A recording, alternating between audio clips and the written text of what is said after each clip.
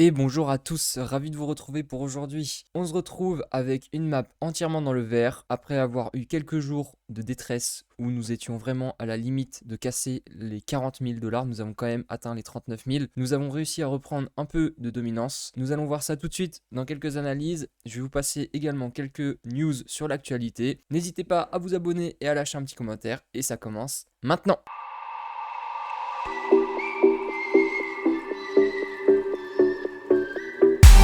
On commence comme d'habitude avec le Scalpex Index et le Crypto Fear and Greed qui est actuellement encore dans la peur. Donc là, ça fait quand même plusieurs jours, voire même quelques semaines que nous sommes dans la peur, voire l'extrême peur. Nous avons atteint ces derniers jours le point clé des 10, voire même des 5 au niveau du Crypto Fear and Greed. Donc ça veut dire que là actuellement, on est quand même en train de poser des points bas du marché. Donc on va voir comment est-ce que ça va se reprendre sur les prochains jours, mais tout simplement, ça fait quand même un peu de temps que nous sommes dans la peur. Le social index à fond sur up et les market order flow plutôt en recherche d'achat. Donc ça correspond tout à fait à ce que je vous disais en début de vidéo. Le marché est en train de se reprendre tranquillement après le bottom que nous avons posé autour des 39 000. J'aimerais vous passer donc deux petites informations, notamment la première étant que Changpeng Zhao, ou connu sous le nom de CZ, c'est en fait le CEO de Binance, a maintenant une fortune estimée à 96 milliards de dollars sans compter ses comptes de crypto. Donc voilà, le PDG de Binance est multimilliardaire, comme quoi la crypto, ça paye. Et maintenant, j'aimerais également vous présenter Arttrade très rapidement, donc qui est une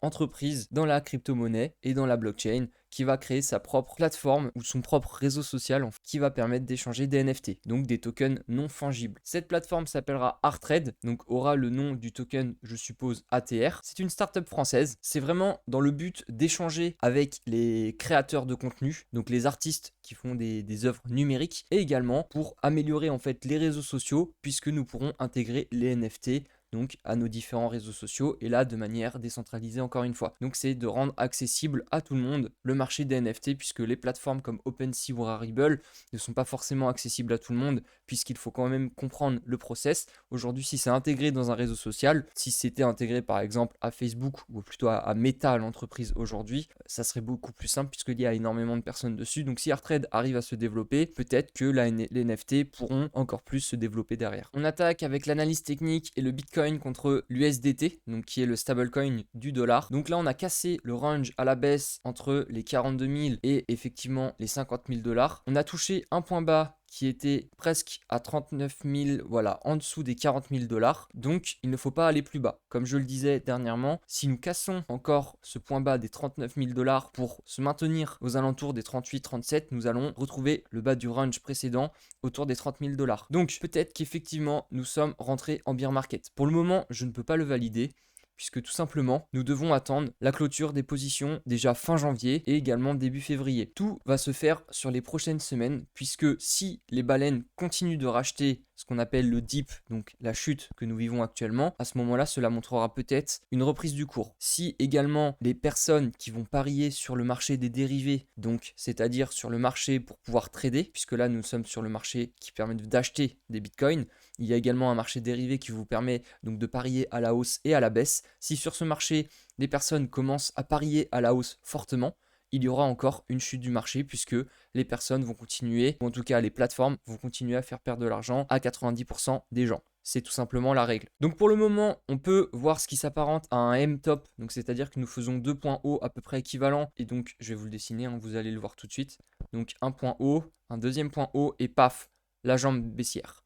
Maintenant, on peut également voir si jamais on redescend à 30 000 $, peut-être que nous allons faire ce que nous appelons également un double pot. Donc dans notre cas, ça voudrait dire deux points bas. Donc là, comme ça, on revient deux fois au niveau des 30 000 $ pour repartir à la hausse. Pour le moment, il est compliqué de se situer puisque nous avons quand même fait énormément de pourcents sur les derniers mois et les dernières semaines. L'année 2021 a quand même permis de faire exploser un Bitcoin de 3 000 $ à presque 70 000, un Ethereum de 80 $ à presque que 5 000. Donc ça reste énormément de gains et un pourcentage assez énorme. Donc peut-être qu'il faut attendre que le marché continue de se structurer et que les personnes continuent de rentrer de l'argent. Comme ça, plus il y aura d'argent, plus le marché se stabilisera, ou en tout cas, moins les chutes seront grosses. Donc, on voit quand même que le MACD continue de chuter. Donc, il n'y a clairement pas de retracement possible, en tout cas vers la hausse. Les volumes sont grandissants. Donc, pour le moment, on ne peut pas dire que nous avons un retournement de tendance. En tout cas, et j'aimerais terminer sur ce point, c'est que comme je vous ai parlé plusieurs fois de cet indicateur qui s'appelle Ishimoku, nous n'avons toujours pas traversé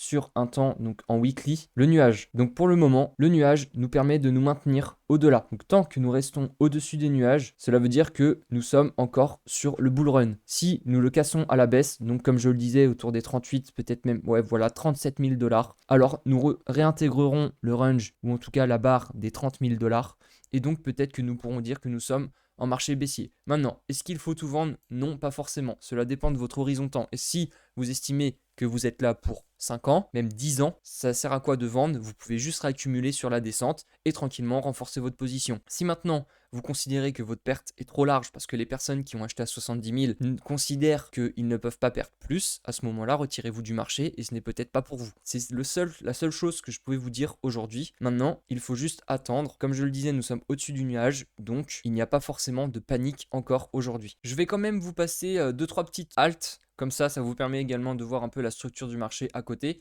Donc là, c'était ce que je vous avais représenté la dernière fois au niveau des différents S1, S2, S3, S4. Effectivement, on est encore dans une phase de S1 pour le GRT de The Graph. On peut même voir que nous avons touché un support autour des 0,46, ou en tout cas, nous y arrivons à grands pas. Donc effectivement, peut-être que si vous voulez renforcer une position, il est peut-être judicieux à ce niveau de prix. Maintenant, le RSI est relativement faible. Le MACD est toujours en train de descendre. Cependant, on peut voir que les volumes ont baissé un petit peu. Donc, dans ce cas-là, cela veut dire que nous allons peut-être recroiser à la hausse. Donc, attendez peut-être quelques semaines le temps que le MACD recroise dans le vert et que le cours continue à remonter tranquillement. On enchaîne ensuite avec le BNB qui est le Binance Coin.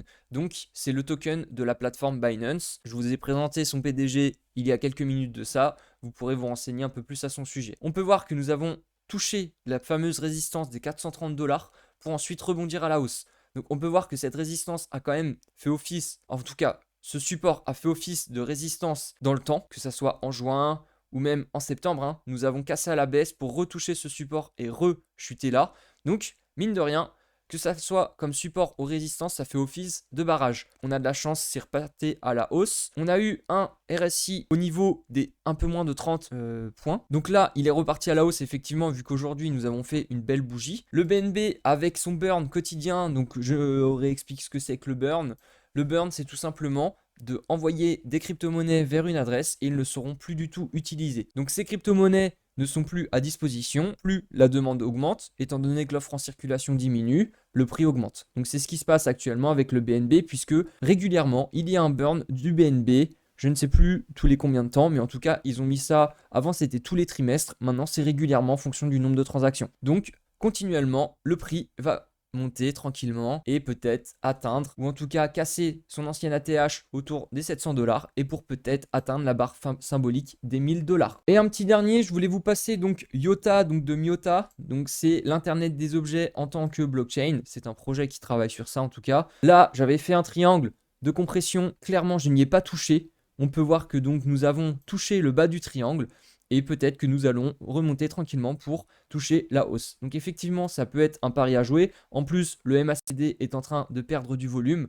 Donc nous allons croiser bientôt bullish, en tout cas d'ici quelques jours. Si il y a une opération à faire, effectivement, ça pouvait être sur le rebond à jouer des 1 $ pour aller toucher les 1,50. C'est fini pour aujourd'hui. J'espère que ça vous aura plu. N'hésitez pas à lâcher un petit commentaire et à vous abonner. Et je vous dis ciao ciao!